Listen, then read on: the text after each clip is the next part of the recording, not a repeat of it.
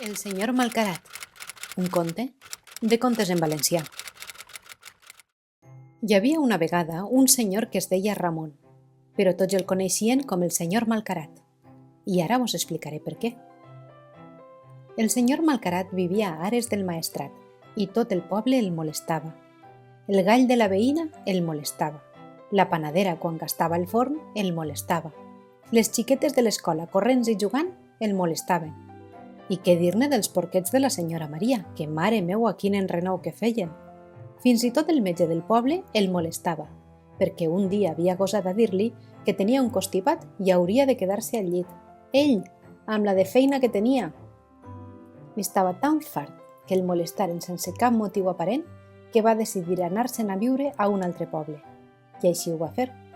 Va carregar el seu cotxe de maletes i se'n va anar a Vistabella, a la cerca d'uns veïns més agradables.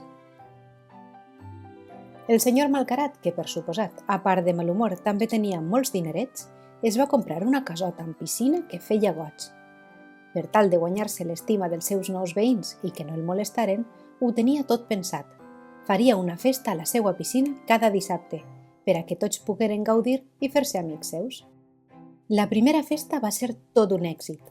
La gent del poble, amb moltes ganes de remullar-se per treure's la calor de damunt, van acudir tots en tropell i van portar regalets d'agraïment. El senyor Malcarat estava prou content i segur d'haver encertat amb la mudança. Aquell dia només l'havia molestat una xiqueta que reia massa fort. La va titlar de la llista per a no convidar-la a la propera festa. El dissabte següent, tot el poble menys la xiqueta van tornar a la piscina. Aquella vegada la festa no va anar malament. Al senyor Malcarat només el van molestar unes senyores que estaven massa sèries i no tenien ganes de divertir-se. Les va fer fora de la llista per a no convidar-les més. Al tercer dissabte, un senyor va tindre l'absolut desvergonyiment de portar el mateix banyador que el senyor Malcarat. Fora de la llista. A l'altre, la panadera va portar un pastís de formatge sense gluten. Sense gluten! Fora de la llista.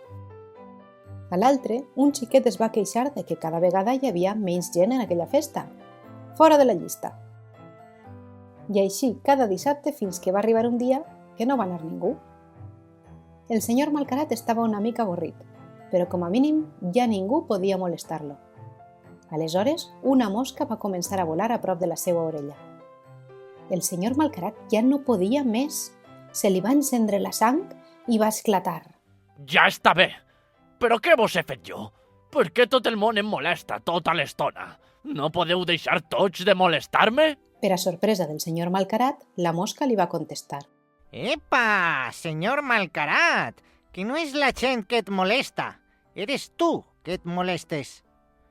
No t'has plantejat que si tens un problema amb tot el món, igual el problema el tens tu? Però com gosava dir allò aquella mosca? Estava a punt de titlar-la de la llista, però se'n va adonar que no estava a cap llista.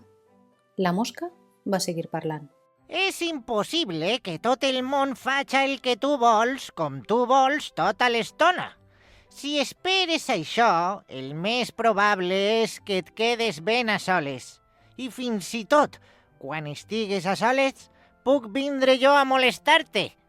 Això era veritat, va pensar el senyor Malcarat. Has de ser més flexible i potser et sorprens del resultat.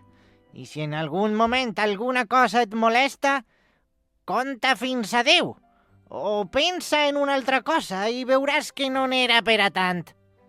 El senyor Malcarat no ho veia del tot clar, però aquella mosca l'estava molestant i volia que se n'anara, així que la va deixar parlar a veure si així es cansava i el deixava en pau. També podries provar a veure la part positiva de les coses que et molesten. Això sí que estava bo. La part positiva, deia aquella mosca, ignorant. Seria capaç de dir alguna tonteria més? Per exemple, la xiqueta que reia massa fort era perquè s'ho estava passant genial. Les senyores sèries potser tenien alguna preocupació i així tot havien anat a la teua festa. El senyor que portava el teu banyador segurament voldria ser un poc com tu. Espera un moment. Va interrompre el senyor Malcarat. Com és que saps tot el que m'ha molestat?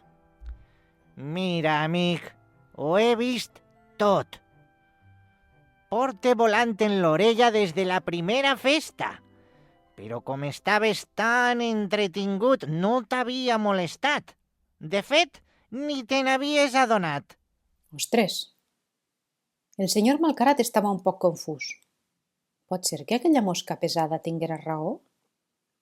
Pot ser fins i tot la part positiva d'aquella mosca pesada és que l'estava fent veure coses importants? Ai, no pot ser. Estava perdent el cap. De totes maneres, i per si de cas, va decidir donar-li una oportunitat i tornar a convidar tot el poble una vegada més a la piscina.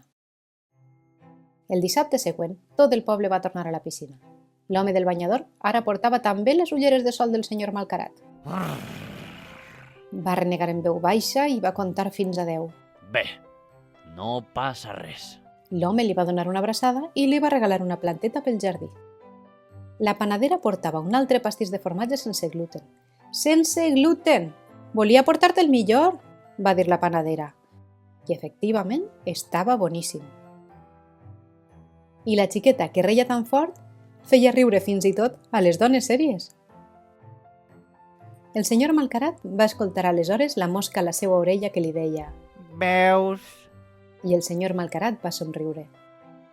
Des d'aquell dissabte, a la festa de la piscina no va faltar ningú. Fins i tot els veïns d'Ares estaven convidats. A poc, el senyor Malcarat va tornar a ser el senyor Ramon, un senyor que passava més temps content que enfadat i a qui mai li faltava bona companyia.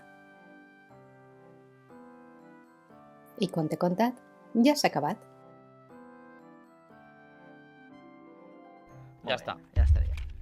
Lo tenemos.